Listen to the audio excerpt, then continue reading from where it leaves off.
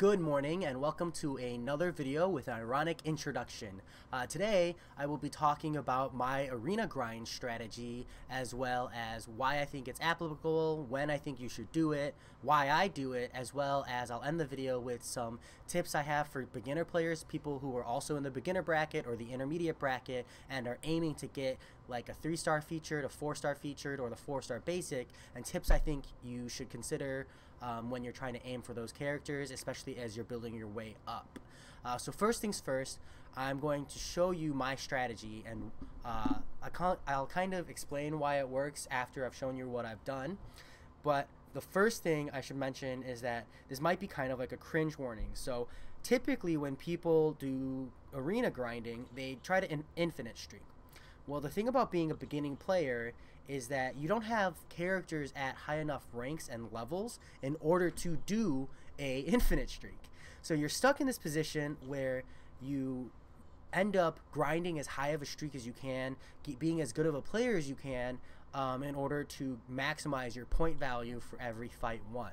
And that's the logical way of playing, right? You have a finite amount of champions. You really want to win every fight possible. Not with my strategy. See, the thing about grinding arena, especially as a beginner, is that as a beginner, your champions aren't upgraded. You don't have a lot of high-powered champions. You can't set up an infinite streak, and so you end up with every champion you play, you end up having to really work for every win. And a lot of times, people don't have, maxed out masteries, so every fight could potentially be really tough, and then you might even end up losing even after putting up a really good fight to like a special 3 because you didn't bait out a special properly. So what I do is I intentionally lose. Now, the reason I do this is because I think the hardest part of arena grinding is the time investment. You spend so much time just looking at your phone, grinding arena all day. And it's not so bad when you're only doing one arena, right? When you're only doing one bracket, you're only going for one character, it's really not miserable. But when you're going across the board like I am, and which I think something a lot of beginner players should do, it actually gets really taxing.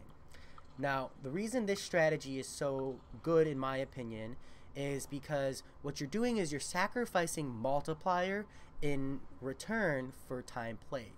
And, well, you're kind of like reclaiming the time. So the way I explained it to my coworker is it's like working out, right? You can either do P90X or you can get on a treadmill and watch a movie on your phone.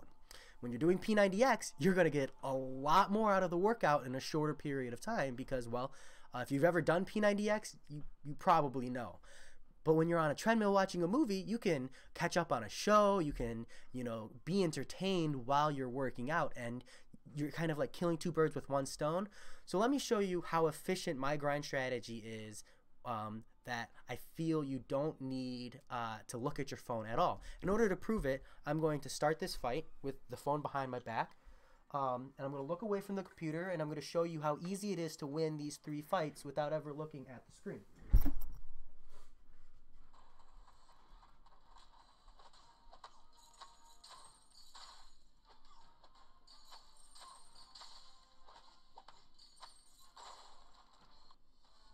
Alright, so you might say, okay, that's multiplier 1. And you're right. At a multiplier 1, it really is that simple. You just go as fast as you can. You just tap the screen repeatedly. It's almost like one of those tap games for mobile where you literally just play the game by tapping infinitely. The thing is that it's so mindless that you can watch anime. Pretty much you can do anything that would only require one hand, right? So right now I'm still grinding and I don't need both hands on the phone. I put it on my desk and I keep grinding. I don't even have to look at it for the most part. You glance down every once in a while when you hear that victory music to hit next series, or if you're good enough with muscle memory, you can press the button without looking at the screen and continue.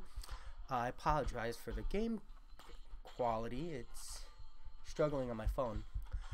So I'm going to finish up this arena, and then I'll show you when I think you can do this strategy and where it applies, because it's not something that just anyone can do. It actually requires a larger champion pool, because what matters here is that as a beginning player, the most limiting resource you have is time, right? You have so much to do as a beginner player, right? You've got the limited event, you've got story completion, and then you want to maximize verses.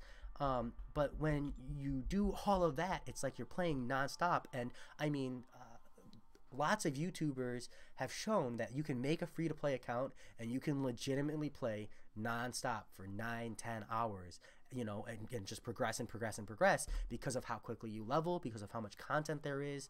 And as a new player, it's really overwhelming. So having this, you know, reprieve in arena where at least you know when you're grinding arena, you don't have to put any focus in. You can sit back, maybe use that time to watch some YouTube videos, use that time to watch some anime like I do, catch up on some shows, and or maybe eat food. I can eat food while playing, you know, again, anything that uses one hand. I mean, you can't be eating a nice steak or something unless you pre-cut it.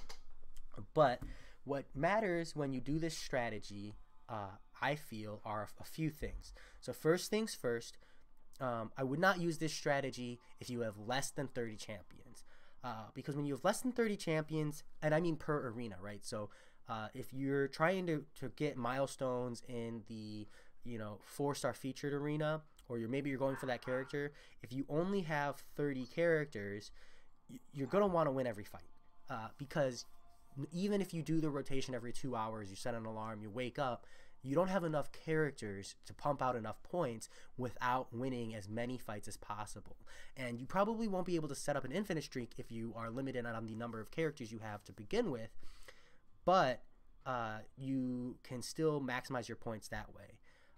But if you have, let's say, 50 or 60 characters, I believe if I filter these by 2 stars, especially with the 2 stars, right? So it comes up most in the Summoner Trials as well as the 3-star featured.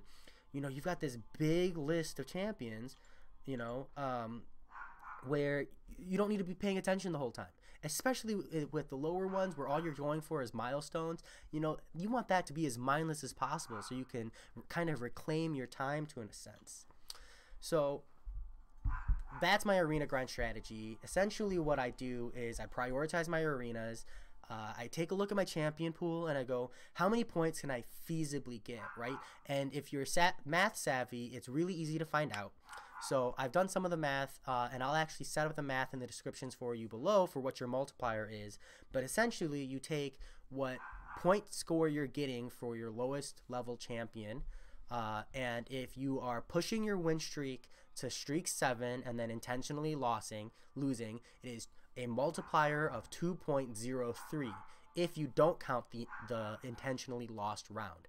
It's a multiplier of 1.78 if you include the dump round. If you go to a 10 streak, it's a multiplier of 2.325, but it's only 2.114 if you include the dump round. Now that's relevant because if you think about it, when you're pushing for that, maintaining your streak, and you're really forcing those hard fights, if you're only winning 2 out of 3 fights, that's only a 2 times multiplier. So pushing a 10 streak and then intentionally losing is better because you're actually pushing a higher multiplier by winning all of your fights. So generally speaking, when I'm doing my tap strategy, I can get all the way up to a 7 streak without losing, without having to look at my phone. And then I'll typically, if I'm like aware and mentally capable of putting in the effort, I'll win rounds 8, 9, and 10 to get that better multiplier, and then I'll do my intentional loss, and then I'll go back to whatever I was doing. Kind of just take that 6-minute pause just to play the game, and it's much more manageable because essentially what you do is you're playing for 15 to 20 minutes on autopilot, and then you're playing for 6 minutes actually focused on the game. Next, for things that I think are really important is aggressive masteries. When you're doing this strategy, you're going to be logging hundreds and hundreds and hundreds of fights because you're going for the milestones across the board. And what's important when you're doing that is that you take as aggressive masteries as possible. Now, I understand that, you know, the suicide masteries are not something everybody wants, and also they're not necessarily obtainable because they're very expensive when it comes to units. Although if you do this arena grind strategy, you're going to find you build up units a lot faster than you think. Just 4 days ago, I was sub 200 units, and I'm already at 1,056 just from arena grinding. But if you can't get the suicide masteries or you're not interested in them, I understand. I would at least recommend glass cannon maxing out until you know you don't need it, because this is a lot of return for reward. You're punching a lot more than you're getting hit. But there are other guides explaining why I think that's valuable. Maybe one day I'll make it if I feel like the community needs it. But most importantly, I think, is this precision and this cruelty. Now, these things are actually relatively low cost in units, I feel, for the reward. And you do have to dump quite a few masteries into offense, but you should already be doing that. And while you're working your way up to them, right, like you don't have the units to afford them yet, and you have more mastery points to spend than you know where to dump. After, of course, you've gotten your basic parry and dexterity, 1 point each. Feel free to start dumping points into strength. Go ahead, dump points into greater strength. I would only pump 1 point into courage because in arena grinding, it's not really more valuable. But I like that 1 point. I feel like when you get to the later streak rounds, it comes into play a lot more. And then the next thing I really recommend is you level up all of your champions to level 10, right? I'm not saying you have to rank them up. That's not really worth. But if you see here, the arrow indicates that the champion is max level for their rank. And you can see as I scroll down, I max level all of my champions as much as I can. And I don't do this as much for the 2 stars because I flew by the 2-star phase very quickly.